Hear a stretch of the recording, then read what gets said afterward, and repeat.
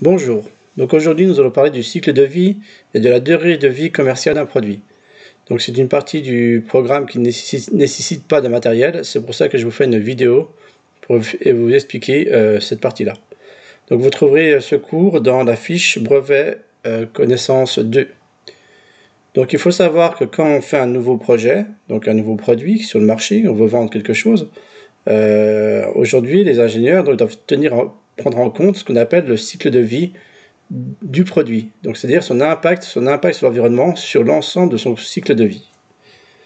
Alors, chaque objet a un cycle de vie qui comprend son éco-conception, sa fabrication, sa commercialisation, son utilisation et sa destruction ou son recyclage. Donc on voit ici, c'est en fait le cycle de vie de l'objet. Il faut donc le concevoir, le fabriquer. Après, il va avoir une durée de vie technique quand on va l'utiliser ou le commercialiser. Et à la fin, il faudra recycler cet objet. À chaque étape de leur cycle de vie, les objets peuvent avoir des impacts environnementaux. Épuisement des ressources naturelles, production de déchets, contribution au réchauffement climatique. Donc en fait, chaque étape du cycle de vie, il a un impact sur l'environnement. On l'a vu par exemple l'année dernière en 4e, un téléphone portable, en fait, le plus d'impact du téléphone portable, c'est quand on le fabrique. Voilà, beaucoup de pollution est générée au moment de la fabrication du téléphone. C'est pareil pour les voitures électriques par exemple. Les voitures électriques, en fait, elles émettent pas beaucoup d'émissions quand on roule avec, mais les émissions des voitures électriques, par exemple, elles sont principalement faites en fait quand on va devoir fabriquer la voiture. C'est la fabrication qui a un impact sur l'environnement. Donc aujourd'hui, les ingénieurs sont obligés de faire ce qu'on appelle de l'éco-conception.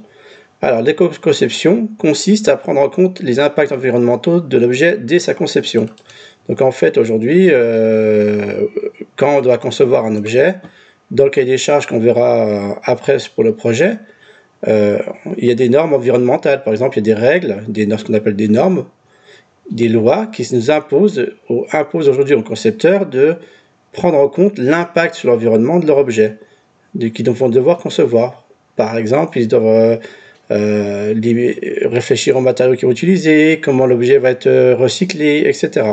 Donc, prendre en compte tous ces impacts environnementaux, on appelle ça faire de l'éco-conception. C'est prendre en compte dès la conception de l'objet des différents impacts, soit sa fabrication, soit qu'on l'utilise, soit qu'on le recycle, soit qu'on extrait des matières premières pour le fabriquer. Alors, ça c'est ce qui concerne la durée de vie, le cycle de vie d'un objet. Ensuite, un objet il a une durée de vie commerciale, c'est-à-dire qu'ici, quand on va utiliser ou commercialiser l'objet, ici on va avoir ce qu'on appelle la durée de vie commerciale. En fait, c'est un graphique qui est ici, qui représente les ventes de l'objet.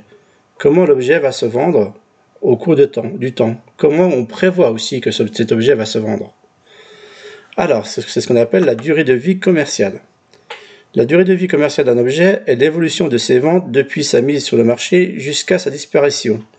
Il est représenté par une courbe sur laquelle on distingue généralement quatre phases. Le lancement, la croissance, la maturité et le déclin. Donc ici, c'est les ventes en fonction du temps.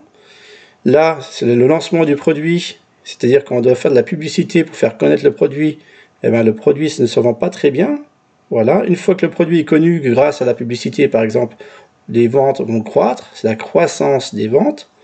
Ensuite, l'objet va atteindre sa période de maturité, c'est-à-dire ses ventes maximales.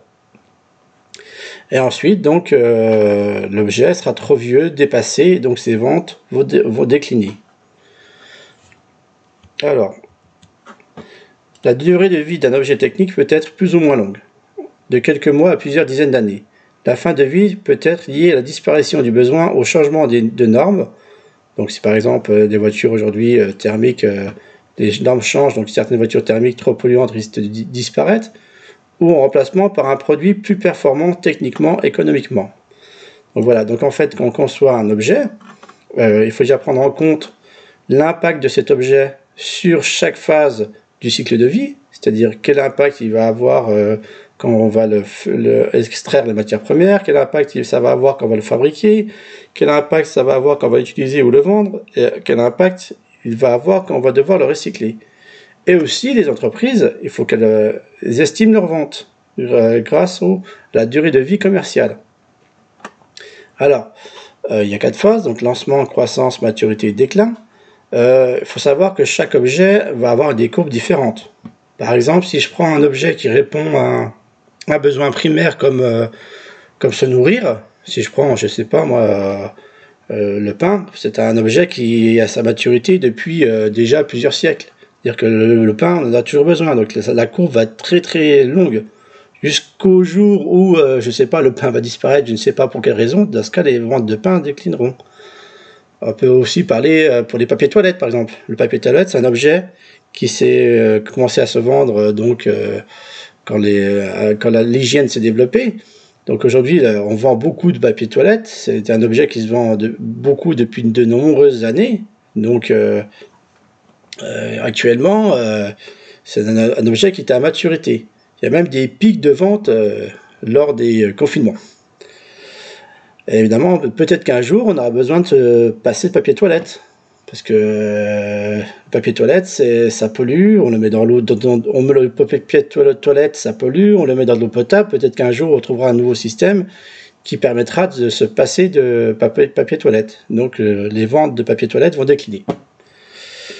Alors, il faut faire attention, il y a aussi par exemple des objets qui sont liés à de la mode. Par exemple, les hand spinners. Les hand spinners, c'est un objet qui s'est très bien vendu, mais sur une courte période. Donc, un objet qui est lié à un phénomène de mode, lui, c'est un objet qui va très bien se vendre sur un temps relativement court. Voilà. Ensuite, dernier point, il faut savoir qu'un objet, qu'une entreprise, souvent, elle vend plusieurs objets. Donc, elle a plusieurs courbes de vente. Et il faut faire attention pour une entreprise de lancer un nouveau produit au bon moment. Par exemple, si je prends l'entreprise Sony avec la PlayStation, donc là on va dire que c'est les ventes de la PlayStation. La PlayStation 1, la PlayStation 1 se vend bien, et elle est devenue trop vieille, elle a décliné à partir des années 2000. Elle était obsolète. Donc ensuite, Sony a lancé la PlayStation 2.